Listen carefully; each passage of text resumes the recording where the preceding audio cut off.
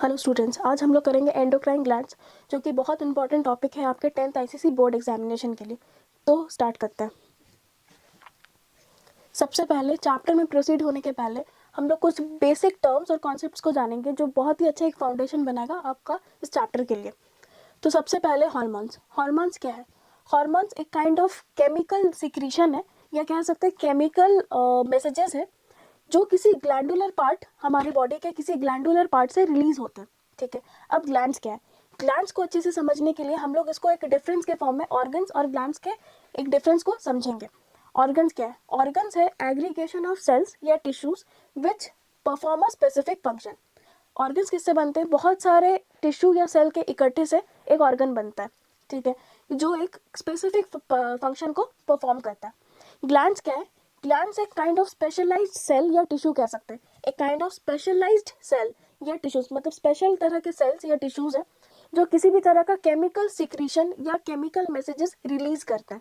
ठीक है, to execute a specific function. वो भी रिलीज इसलिए करते हैं ताकि किसी फंक्शन को वो रेगुलेट कर सके। ठीक है, तो ग्लैंड्स भी दो तरह के होते हैं, एक है एक्सोक्राइन और एक है एंडोक्राइन। इसे हम इस डायग्राम से कनेक्ट करके समझेंगे। सो हम लोग इस डेफिनेशन से पहले कनेक्ट करते हैं। Hormones, these are chemical secretions. ये क्या है? Chemical secretions from the glandular, किस पार्ट से निकलते हैं? ये ग्लैंडुलर पार्ट से, of the body which is poured directly into the blood. ये डायरेक्टली ब्लड में ही पोर हो जाते हैं। हार्मोन्स जब भी रिलीज होते हैं ग्लैंडुलर पार्ट से, ये अपना पाथ कहीं इधर उधर डेविएट नहीं करते, डायरेक्टली वो पोर हो जाते हैं ब्लड में। ठीक है, directly poured into the blood and which acts on the target cells और organs. Target cells and organs, let's consider कि अगर किसी हार्मोन्स को किडनी तक जाना है, किसी हार्मोन को किडनी तक जाना है, तो वो अपना पाथ कभी भी डेविएट होकर किसी और ऑर्गन या किसी और सेल के पास कभी नहीं जाएगा। ऐसा कभी नहीं होगा। जिस जिस टारगेट ऑर्गन या जिस टारगेट सेल के पास उसको जाना है, वो वहीं तक जाएगा। ठीक है, next, difference between exocrine glands. Glands कितने तरह के होते हैं? दो तरह के, exocrine glands and endocrine glands. इसे हम समझेंगे इस डायग्राम को करेक्ट करते हुए। ठीक है, तो एक्सोक्राइन ग्लैंड्स क्या है? जैसे ये एक एक्सोक्राइन ग्लैंड है। एक्सोक्राइन ग्लैंड्स के जो सेल्स है, ये सारे सेल्स है, ये क्या करेंगे? ये किसी भी तरह का केमिकल सिक्रेशन रिलीज करेंगे। ठीक है, किसी भी तरह का केमिकल सिक्रेशन रिलीज करेंगे। जब ये सारे सेल्स किसी भी तरह का केमिकल सब्सटेंस रिलीज करेंगे, तो ये क्या करते हैं? कॉमन चैनल या कह सकते हैं हम लोग एक कॉमन डक्ट में रिलीज करते हैं। ये कॉमन डक्ट में ये रिलीज करते हैं।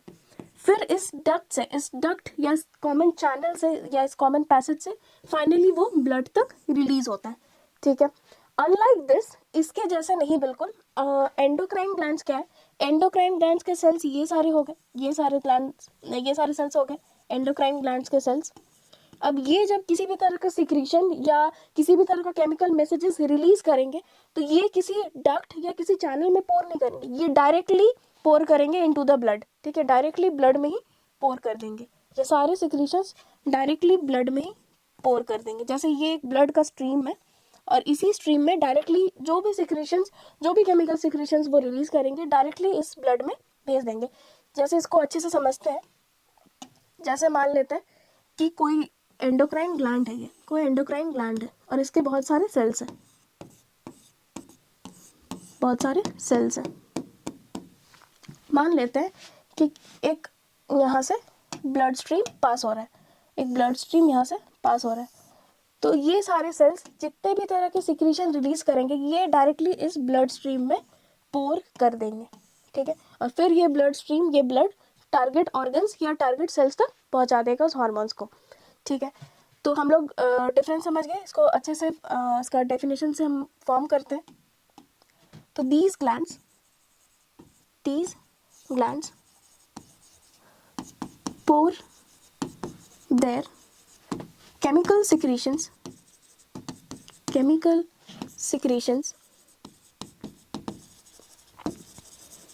into a duct or common channel या पैसेज भी कह सकते हैं। ये पैसेज हो गया, कॉमन चैनल या passage. From there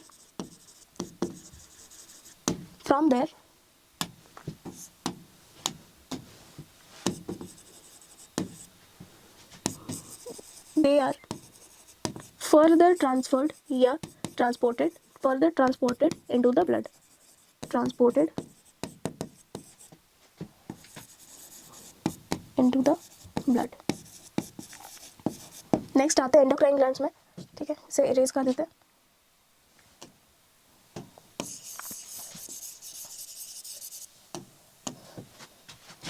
These are glands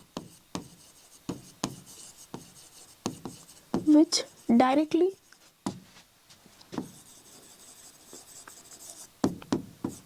pour their chemical secretions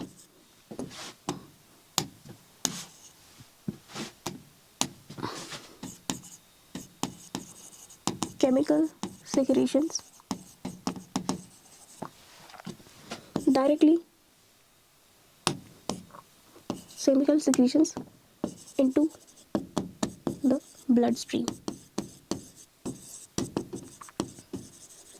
तो इससे हमें ये समझ में आ रहा है कि जो हार्मोन्स है वो एक्सोक्राइन से नहीं एंडोक्राइन ग्लैंड से, ग्लैंडुलर पार्ट से तो निकलते बट स्पेसिफिकली किससे, एंडोक्राइन ग्लैंड से हार्मोन्स निकलते. क्यों? क्योंकि hormones are directly poured into the blood, और कोई भी सिक्रीशन डायरेक्टली ब्लड में कब पोर होता है, जब वो एंडोक्राइन ग्लैंड से रिलीज होता है. ठीक है, नेक्स्ट हम जानेंगे कुछ प्रॉपर्टीज या कैरेक्टरिस्टिक्स ऑफ हार्मोन्स. तो हम क्या करेंगे, इस लाइन से कनेक्ट करेंगे. सबसे पहले hormonal secretions are directly poured into the blood. ये तो हम प्रीवियस स्लाइड में ही पता कर लिए थे, वो डायरेक्टली पोर होते हैं ब्लड में. ठीक है, डायरेक्टली ब्लड में ही पोर होते हैं, उनका पाथ इधर उधर कहीं डेविएट नहीं होता है. Next, they act on the target cells और ऑर्गन्स. वो टारगेट सेल्स और ऑर्गन्स में ही एक्ट करेंगे, इधर उधर उनका पार्ट डेविएट नहीं होगा, या फिर किसी और ऑर्गन पे एक्ट करना था, किसी और ऑर्गन पे एक्ट कर दिया, ऐसा कभी नहीं होगा. ठीक है, वो काफ़ी स्पेसिफिक है ऑर्गन्स और सेल्स को लेके. They are produce in very small quantities. ये बहुत ही इंपॉर्टेंट पॉइंट है, बहुत ही स्मॉल क्वान्टिटीज़ में ये प्रोड्यूस होते हैं. ठीक है, and are biologically very active. वो स्मॉल क्वान्टिटी भी बहुत ही बायोलॉजिकली एक्टिव होता है.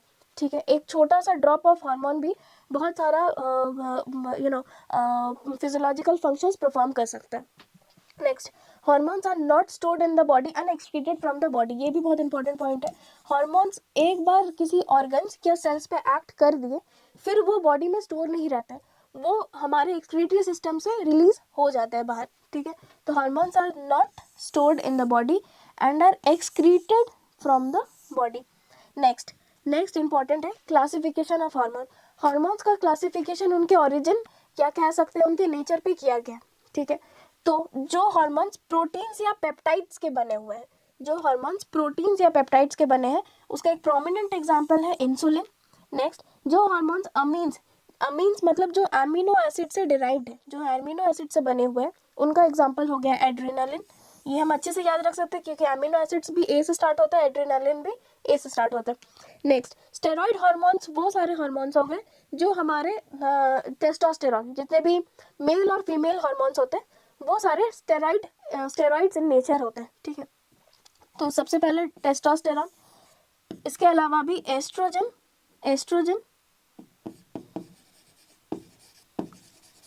And progesterone. ठीक है, तो ये टेस्टोस्टेरॉन क्या हो गया, मेल हार्मोन हो गया, ये मेल हार्मोन हो गया. एस्ट्रोजन और प्रोजेस्टेरॉन क्या हो गए, ये हो गए फीमेल हार्मोन, ये हो गए फीमेल हार्मोन. नेक्स्ट हम लोग देखेंगे एक ओवरव्यू कि कौन कौन से एंडोक्राइन ग्लैंड्स हैं हमारे बॉडी में. सबसे पहले पिट्यूटरी ग्लैंड. जैसे कि हमें पता है कि हमारा ब्रेन 3 रीजन में डिवाइडेड है. हमारा ह्यूमन ब्रेन 3 रीजन में डिवाइडेड है, फोर ब्रेन, मिड ब्रेन और हिंड ब्रेन. तो ये जो पिट्यूटरी ग्लैंड है ये 4 ब्रेन रीजन में आता है. ठीक है, it is located in the 4 brain region of the brain. तो पिट्यूटरी ग्लैंड सबसे इंपॉर्टेंट ग्लैंड है. सबसे इंपॉर्टेंट एंडोक्राइन ग्लैंड क्या है हमारे बॉडी में, पिट्यूटरी ग्लैंड. क्यों? इसे हम मास्टर ऑफ ग्लैंड्स भी कहते हैं. क्यों? क्योंकि ये पिट्यूटरी डायरेक्ट करता है अदर एंडोक्राइन ग्लैंड्स को. हमारे बॉडी में और भी जितने एंडोक्राइन ग्लैंड्स हैं, उन सारे एंडोक्राइंस को ये डायरेक्ट करता है कि किसको क्या सिक्रीशन निकालना है. ठीक है, उनके रेस्पेक्टिव सिक्रीशंस को निकालने में ये डायरेक्ट करता है पिट्यूटरी ग्लैंड। तो पिट्यूटरी ग्लैंड को हम लोग क्या कहते हैं, मास्टर ऑफ ग्लैंड्स। ये बहुत ही इंपॉर्टेंट है, master of glands. Next pituitary के बाद आता है थायराइड ग्लैंड। थायराइड ग्लैंड कहाँ लोकेटेड है, जैसे कि हमारा ट्रैकिया है, ट्रैकिया को इस तरह से एनवेलप करते हुए, जैसे कि ये ट्रैकिया है हमारा, विंड पाइप जिसको हम लोग कॉमनली कहते हैं, इस तरह से बटरफ्लाई शेप का इस तरह से एनवेलप मतलब घेर के रखता है, इस तरह से घेर के रखता है। ये इस तरह का एक थायराइड ग्लैंड होता है, ठीक है। तो हम कह सकते हैं it is located like it envelops around the trachea को घेर के रखता है, ठीक है। Next we come to thymus. अब हम लोग थाइमस में आ गए। थाइमस कहाँ होता है, thymus at the back of the outta. Outta हम लोग ने पढ़ा था, largest blood vessel in human body को हम लोग आउटा बोलते हैं। आउटा के जस्ट पीछे या कह सकते हैं एट द डॉर्सल साइड मतलब आउटा के जस्ट पीछे हमारा थाइमस ग्लैंड होता है, ठीक है। थाइमस ग्लैंड का एक इम्पॉर्टेंट प्रॉपर्टी है, हम जब मतलब चाइल्डहुड स्टेज में रहते हैं हम, थाइमस ग्लैंड तब बहुत ही प्रोमिनेंट रहता है। जैसे जैसे हम लोग ओल्डर होते जाते हैं, जैसे जैसे हम लोग बड़े होते जा रहे हैं, ये एट्रोफाइज कर जाता है। एट्रोफाइज का मतलब ये छोटा हो जाता है, स्मॉलर इन साइज, या फिर उतना प्रोमिनेंट नहीं रहता है, ठीक है। ये अडल्टहुड में होता है। Next we come to adrenal gland. अब हम लोग एड्रीनल ग्लैंड में आ गए। एड्रीनल ग्लैंड कहाँ लोकेटेड है, जैसे कि एड्रीनल ग्लैंड को बोला जाता है at the anterior reason of both the kidneys, ठीक है। एंटीरियर किसको बोलते हैं, फ्रंट या टॉप को हम लोग एंटीरियर बोलते हैं। पोस्टीरियर किसको बोलते हैं, पोस्टीरियर मतलब नीचे या पीछे वाले रीजन को हम लोग पोस्टीरियर बोलते हैं। तो एड्रीनल ग्लैंड कहाँ प्रेजेंट है, जैसे कि ये किडनीज हो गए, ये 2 पेयर्स ऑफ किडनीज हो गए। किडनीज के ऊपर इस तरह से, किडनीज के जस्ट ऊपर इस तरह से कैप लाइक स्ट्रक्चर बना के इस तरह का रहता है, ठीक है। ये कैप लाइक स्ट्रक्चर जैसा किडनी के जस्ट एंटीरियर पोर्शन पर, किडनी के ऊपर, जैसे कि ये किडनी है और किडनी के जस्ट इस तरह से ऊपर लगा रहता है, ठीक है। तो adrenal gland at the anterior portion of the kidneys. Next हम आते हैं पैंक्रियाज। पैंक्रियाज बहुत ही इंपॉर्टेंट ग्लैंड है। इनफैक्ट पैंक्रियाज एक्सोक्राइन ग्लैंड भी है, एंडोक्राइन ग्लैंड भी है। पैंक्रियाज का क्या खासियत है, पैंक्रियाज एक्सोक्राइन ग्लैंड भी है, एंडोक्राइन ग्लैंड्स भी है। इसे हम अलग से डिटेल में करेंगे, लेकिन इन शॉर्ट ये एक्सोक्राइन ग्लैंड भी है, एंडोक्राइन ग्लैंड भी है। ये दोनों का फंक्शन परफॉर्म करता है, इसलिए हम लोग इसको क्या कहते हैं, हेटेरोक्राइन ग्लैंड।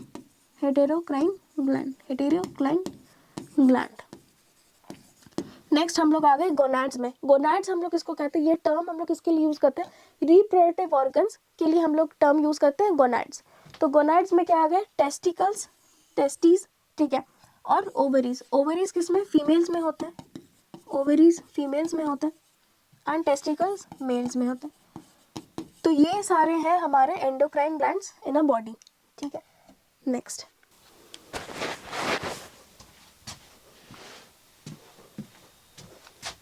अब हम लोग जानेंगे पिट्यूटरी ग्लैंड के बारे में डिटेल में, ठीक है। तो सबसे पहले इसका साइज है पी शेप्ड, ठीक है, पी साइज्ड मतलब हो गया मटर, जिसको हम मटर बोलते हैं। मटर के साइज का इसका शेप होता है या साइज होता है, ठीक है। तो it is a P sized gland. दूसरा लोकेशन, जैसे कि हमें पता है ये लोकेटेड है फोर ब्रेन में। इट इज लोकेटेड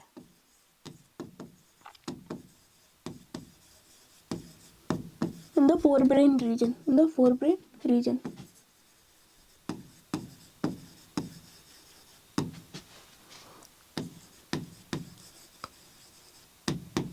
नेक्स्ट, ये लोकेशन अभी कंप्लीट नहीं हुआ है, पहले हम लोग कुछ और इसमें जानेंगे। ये है पिट्यूटरी ग्लैंड, पहले हम लोग डायग्राम से कनेक्ट करते हैं। ये है पिट्यूटरी ग्लैंड, ठीक है, ये है पिट्यूटरी ग्लैंड।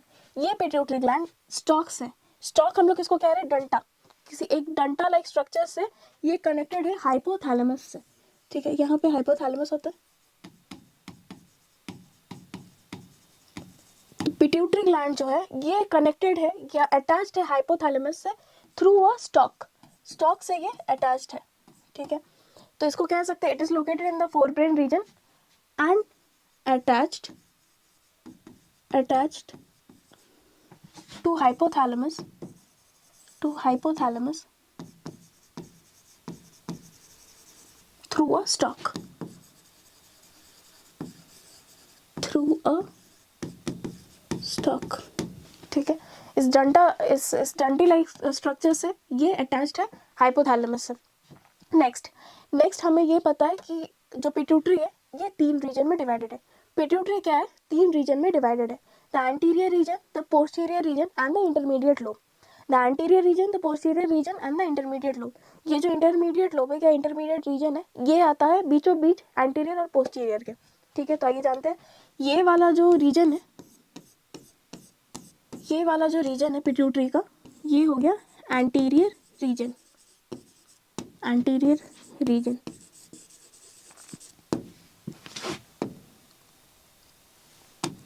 ये जो रीजन है, ये जो रीजन है, ये रीजन है posterior reason of the pituitary.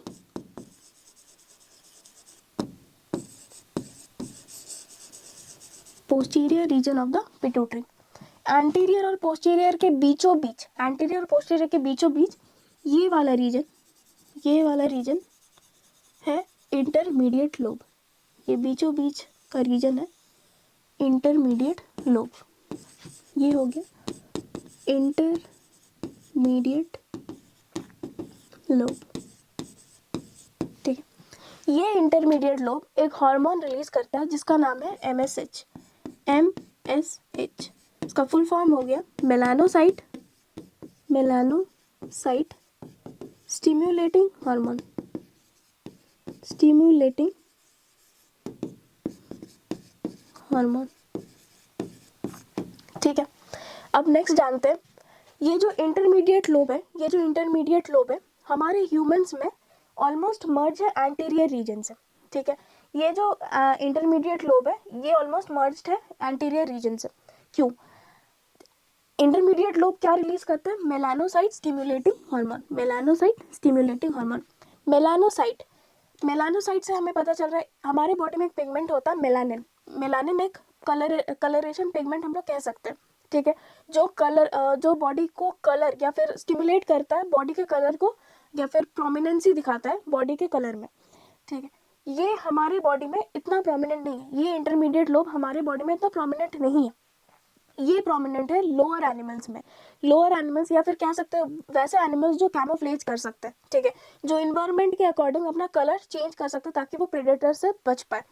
ठीक है, उनमें ये इंटरमीडिएट लोब काफ़ी प्रोमिनेंट है ताकि ये इंटरमीडिएट लोब क्या करते हैं, मेलानोसाइट स्टिमुलेटिंग हार्मोन रिलीज करते हैं एज पर द रिक्वायरमेंट. जब भी उन्हें अपना पिगमेंटेशन या अपना कलर चेंज करना हो इन्वायरमेंट के अकॉर्डिंग तो वो अपना MSH रिलीज करते हैं. लेकिन हमारे ह्यूमंस में हम तो अपना कलर चेंज नहीं करते इन्वायरमेंट के अकॉर्डिंग भी. तो हमारे अंदर in humans it is almost merge कह सकते हैं, तो मिला हुआ है एंटीरियर पिट्यूटरी से. तो intermediate lobe is not prominent in humans. In fact it is merge with anterior reason. ठीक है, इनफैक्ट हम लोग इसको एंटीरियर रीजन का ही पार्ट कंसिडर करते हैं. Intermediate lobe is considered as a part of anterior region itself. ठीक है, नेक्स्ट हमें जानना है एंटीरियर रीजन और पोस्टीरियर रीजन से कितने रेस्पेक्टिव हार्मोन्स निकलते हैं. ठीक है, कौन कौन से हार्मोन्स निकलते हैं एंटीरियर और पोस्टीरियर रीजन से. तो एंटीरियर रीजन से जो हार्मोन्स निकलते हैं हमारे सिलेबस के अकॉर्डिंग वो है ग्रोथ हार्मोन, सबसे इम्पोर्टेंट. दूसरा है TSH. इसको हम लोग डिटेल में जानेंगे. अभी हम लोग शॉर्ट फॉर्म याद करते हैं कि कौन कौन से हार्मोन्स आते हैं एंटीरियर रीजन के अंडर. नेक्स्ट है GSH. GSH हो गया गोनाडोट्रोपिन स्टिमुलेटिंग हार्मोन. लास्ट है ACTH. ACTH हो गया एड्रीनोकॉर्टिकोट्रोपिक हार्मोन. नेक्स्ट हम आते हैं पोस्टीरियर रीजन में. पोस्टीरियर रीजन से दो तरह के हार्मोन रिलीज होते हैं.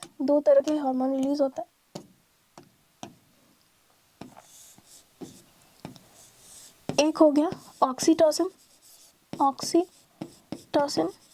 और दूसरा हो गया ये ADH एंटी ड्यूरेटिक हार्मोन. इस ADH को हम लोग वैसोप्रेसिन भी कहते हैं.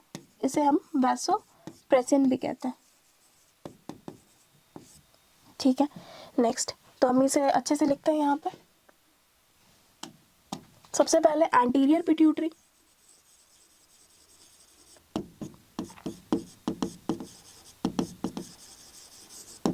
दूसरा है इंटरमीडिएट पिट्यूटरी या इंटरमीडिएट लोब।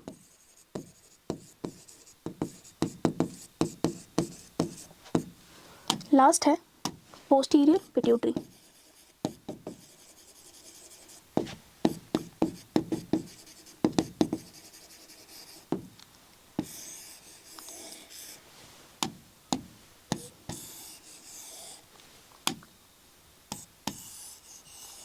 ठीक है, इसके रेस्पेक्टिव हार्मोन्स का भी नाम लिख लेते हैं। एंटीरियर पिट्यूटरी से निकलता है ग्रोथ हार्मोन, जीएच मतलब हो गया ग्रोथ हार्मोन।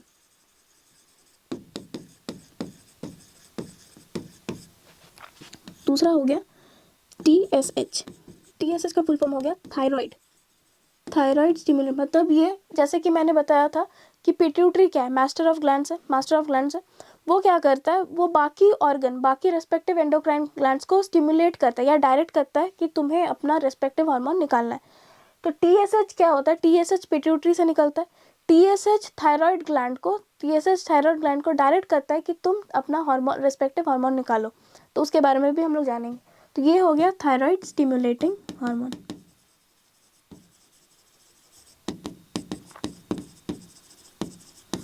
नेक्स्ट जीएसएच, ये हो गया गोनाडोट्रोपिन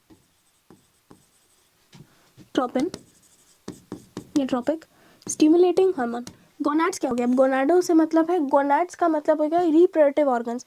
रिप्रोडक्टिव ऑर्गन्स कौन कौन से हो गए, टेस्टिस एंड ओवरीज। ठीक है, तो ये हो गया गोनाडोट्रोपिन स्टिमुलेटिंग हार्मोन।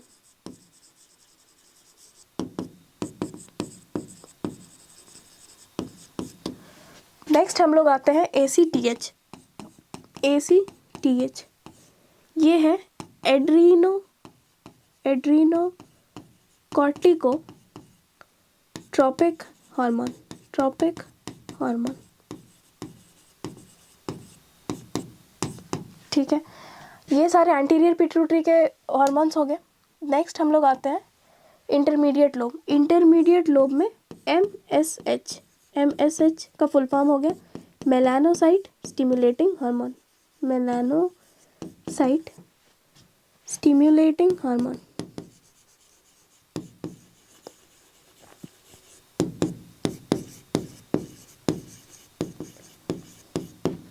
लास्ट हम लोग पोस्टीरियर पिट्यूटरी में आते हैं। लास्ट पोस्टीरियर पिट्यूटरी ये दो हार्मोन निकालता है। एक हो गए ऑक्सीटोसिन,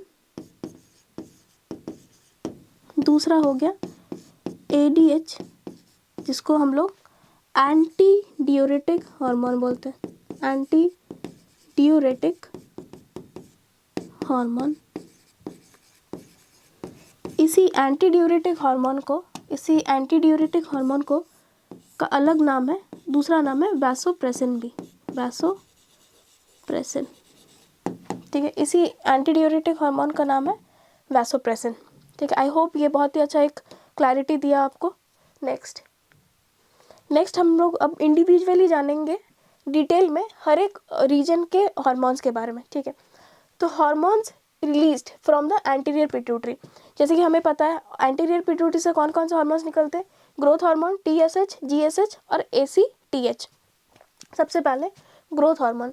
ग्रोथ हार्मोन क्या करता है, ये हमारे बॉडी के ग्रोथ को स्टिमुलेट करता है। ये हमारे बॉडी के ग्रोथ को स्टिमुलेट करता है, जैसे लेंथनिंग ऑफ द बोन्स। ठीक है, बोन्स के लेंथ को या किसी भी फिजिकल फीचर्स के लेंथ या साइज को बढ़ाने में या घटाने में मदद करता है। कौन सा हार्मोन, ग्रोथ हार्मोन।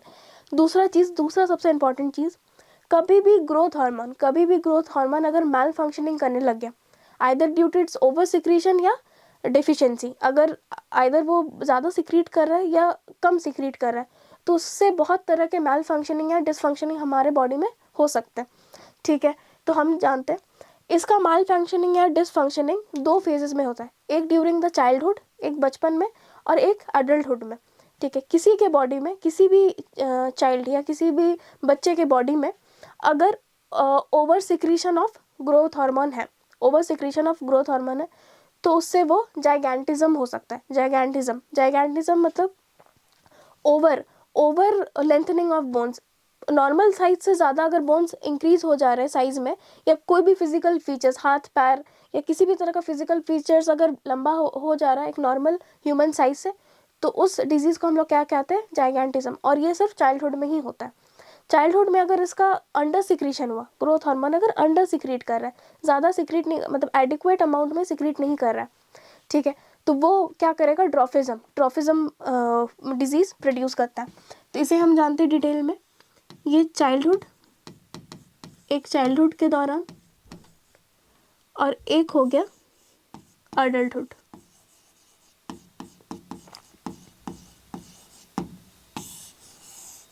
एक चाइल्डहुड के दौरान और एक अडल्टहुड के दौरान। तो चाइल्डहुड में जब अंडर सिक्रीशन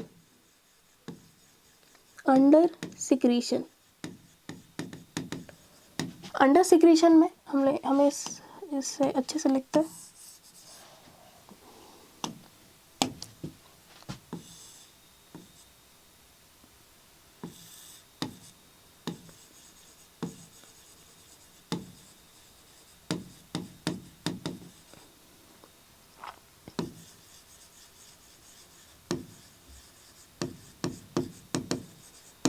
ठीक है, चाइल्डहुड में अंडर सिक्रीशन क्या कॉज कर सकता है, ड्रॉफिज्म।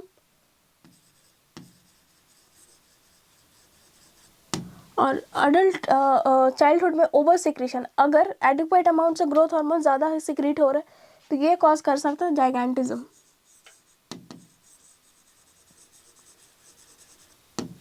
ठीक है, नेक्स्ट हम लोग आते हैं अडल्टहुड।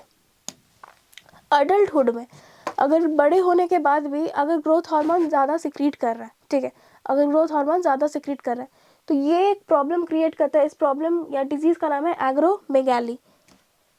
एग्रोमेगाली। ये पर्सन प्रोमिनेंटली सफ़र कर रहा है एग्रोमेगाली से। एक्रो मतलब होता है कि एक्सट्रीमिटी, ठीक है, मतलब इसमें क्या होता है कि किसी भी जैसे नोज़ लिप्स ये साइज से काफ़ी ज़्यादा बड़े दिखने लगते हैं। जिस इंसान को एग्रोमेगाली होता है उसके काफ़ी थिक लिप्स होते हैं, ब्रॉड नोज़ होता है या लंबे नोज़ होते हैं, ठीक है, फेशियल जो स्ट्रक्चर होता है वो काफ़ी लंबा या इरेक्ट होता है, ठीक है। तो अडल्टहुड में क्या होता है, ओवर सिक्रीशन से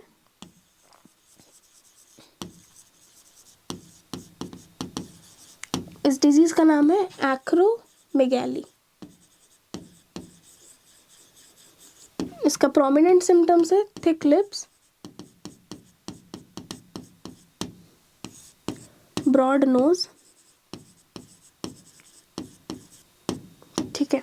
नेक्स्ट हम आते हैं TSH। TSH का फुल फॉर्म है थायराइड स्टिम्युलेटिंग हार्मोन। तो थायराइड स्टिम्युलेटिंग हार्मोन पिट्यूटरी से निकलता है, और पिट्यूटरी क्या है, मास्टर ऑफ ग्लैंड्स, वो सारे अदर रेस्पेक्टिव एंडोक्राइन ग्लैंड्स को डायरेक्ट करता है कि तुम अपना रेस्पेक्टिव सिक्रीशन निकालो। तो TSH क्या करता है, TSH नाम से ही पता चल रहा है, थायराइड स्टिम्युलेटिंग हार्मोन। ये थायराइड को स्टिम्युलेट करता है, थायराइड को डायरेक्ट या स्टिम्युलेट करता है। वो थायराइड स्टिम्युलेटिंग क्या करता है, ताकि वो थायरॉक्सिन निकाल सके, थायराइड ग्लैंड थायरॉक्सिन निकाल सके। तो इसे हम लिखते हैं, इट स्टिम्युलेट्स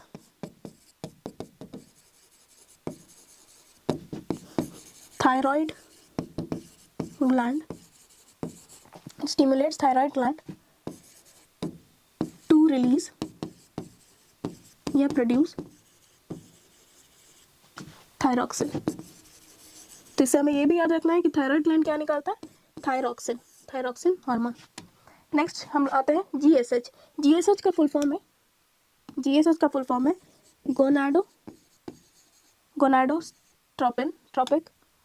गोनाडोट्रोपिक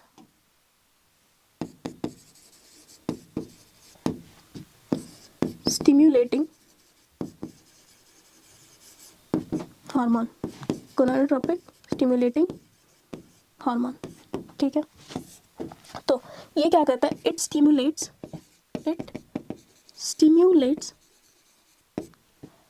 गोनाड्स मतलब क्या हो गया, reproductive organs, that is ovaries and testis,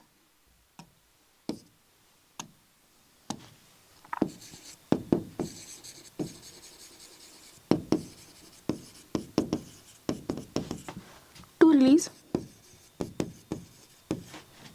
oestrogen, progesterone and testosterone respectively, ठीक है। नेक्स्ट हम लोग आते हैं ACTH में। ACTH, ये हो गया एड्रीनो कॉर्टिकोट्रोपिक हार्मोन, ये हो गया एड्रीनोकॉर्टिकोट्रोपिक हार्मोन, ठीक है। नाम से ही पता चल रहा है एड्रीनल कॉर्टेक्स, ये क्या करता है, स्टिमुलेट करता है एड्रीनल कॉर्टेक्स को, वो अपना रेस्पेक्टिव सिक्रीशन रिलीज करे। इसे हम डिटेल में करेंगे। तो इट स्टिमुलेट्स अच्छे, फॉर मोर क्लैरिटी मैं बता दूं, जो एड्रीनल ग्लैंड है वो डिवाइडेड है दो रीजन में, एड्रीनल कॉर्टेक्स और एड्रीनल मेडुला। तो ये जो ACTH है ये एक्ट करता है एड्रीनल कॉर्टेक्स पे, ना कि मेडुला पे, ठीक है। इट स्टिमुलेट्स एड्रीनल कॉर्टेक्स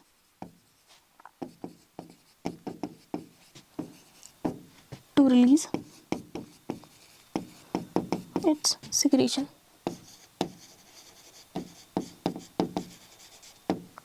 ठीक है। आई होप एक अच्छा क्लैरिटी मिल गया इससे।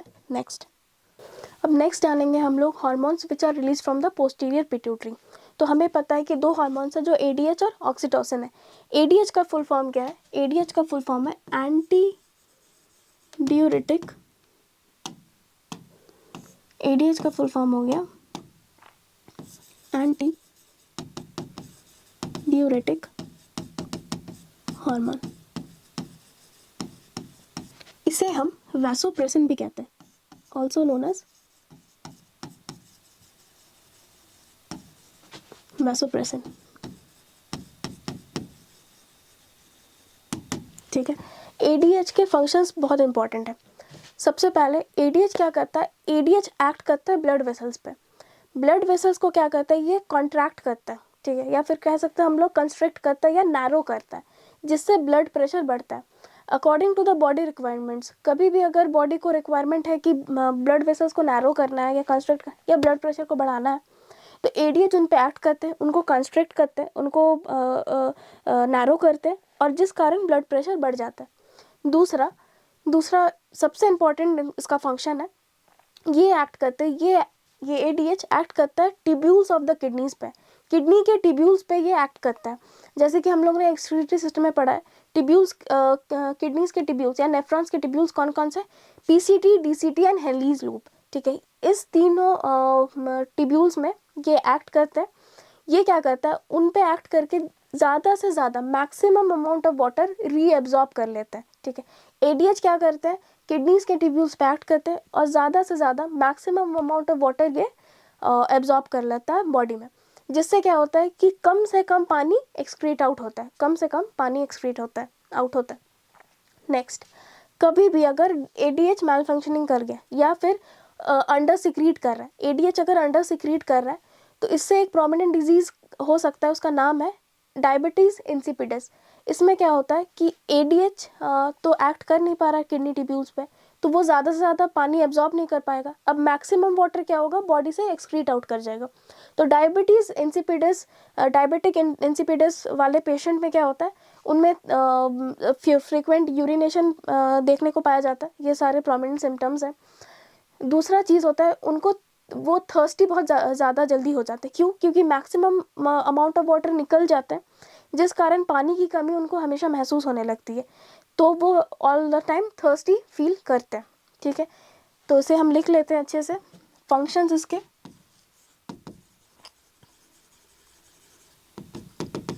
सबसे पहले इट एक्ट्स, या फिर लिख सकते हैं कंस्ट्रिक्ट्स the blood vessels,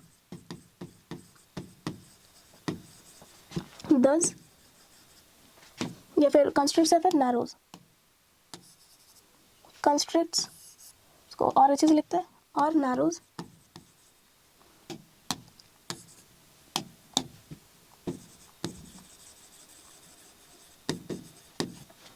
the blood vessels, thus increasing the blood pressure,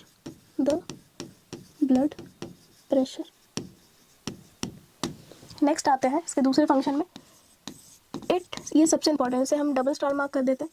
it acts on the tubules of the kidneys and reabsorbs maximum water. Next हम आते हैं ADH अगर अंडर सिक्रीट कर रहा है, अंडर सिक्रीशन, अगर अंडर सिक्रीट कर रहा है तो इससे क्या होगा, इससे एक डिजीज होता है, इसका नाम है इंसिपिडस,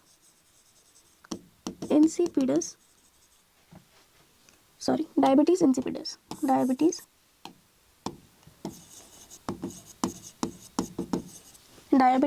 इंसिपिडस।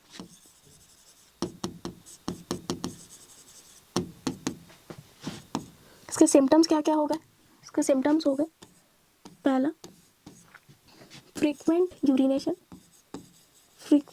यूरिनेशन, दूसरा है थर्स्ट या फिर urge for drinking water.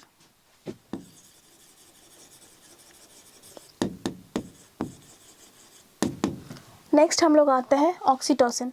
Oxytocin क्या है, ऑक्सीटोसिन हार्मोन है जो पोस्टीरियर पिट्यूटरी से रिलीज होता है। ये एक्ट करते हैं यूट्रस के वॉल्स पे। यूट्रस क्या है, यूट्रस एक मस्कुलर ट्यूब है जहाँ पे बेबी का डेवलपमेंट, जिसको हम लोग वूम्ब भी कहते हैं। तो क्या होता है कि जिस तरह से ये यूट्रस है, यूट्रस के 3 वॉल होते हैं, outer, middle and inner. Outer को हम लोग पेरीमेट्रियम बोलते हैं, मिडिल को हम लोग मायोमेट्रियम बोलते हैं, और अंदर के वॉल को हम लोग एंडोमेट्रियम बोलते हैं। ये ऑक्सीटोसिन क्या करते हैं, ये ऑक्सीटोसिन यूट्रस पे एक्ट करते हैं। यूट्रस क्या है, एक मस्कुलर ट्यूब है, एक मस्कुलर वॉल है। मसल्स का एक कैरेक्टरिस्टिक होता है कॉन्ट्रैक्ट और रिलैक्स करना। ये ऑक्सीटोसिन जब भी यूट्रस पे एक्ट करता है तो बहुत ही विगरस कॉन्ट्रैक्शन और रिलैक्सेशन करवाता है यूट्रस में। ये जो विगरस कॉन्ट्रैक्शन और रिलैक्सेशन की वजह से ये यूट्रस क्या करता है, एक्सपेल कर देता है बेबी को बाहर। तो ये ऑक्सीटोसिन हेल्प करता है पार्चुरेशन प्रोसेस में। पार्चुरेशन मतलब बेबी के एक्सपल्शन में, बर्थ ऑफ द बेबी में ये ऑक्सीटोसिन मदद करता है। फिर से जानते हैं, ये oxytocin walls of the uterus में एक्ट करता है। ये क्या करवाता है, विगरस कॉन्ट्रैक्शन एंड रिलैक्सेशन करवाता है यूट्रस के वॉल्स में, जिस कारण बेबी एक फोर्स या फिर कह सकते हैं एक्सपल्शन ऑफ द बेबी इस फोर्स की वजह से निकल जाता है। ठीक है, दूसरा इंपॉर्टेंट चीज़ है ये milk ejection from the memory glands. Milk ejection from the memory glands में भी ऑक्सीटोसिन मदद करता है। तो हम लोग इसको नोट डाउन कर लेते हैं।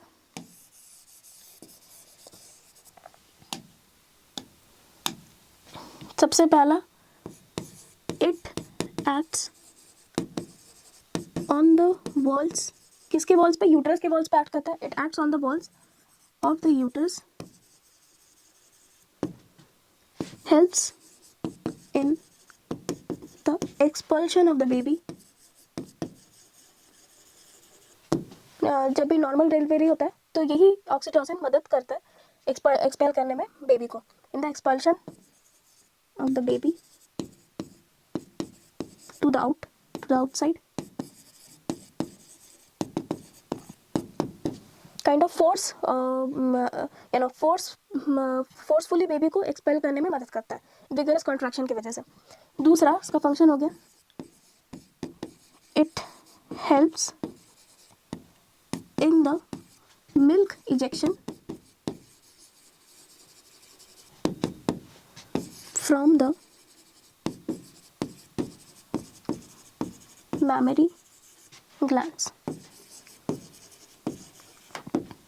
ठीक है, आई होप इतना आपका बहुत अच्छे से क्लियर हो गया। ठीक है, सो विद दिस हम लोग एंड ऑफ द लेक्चर में आ गए।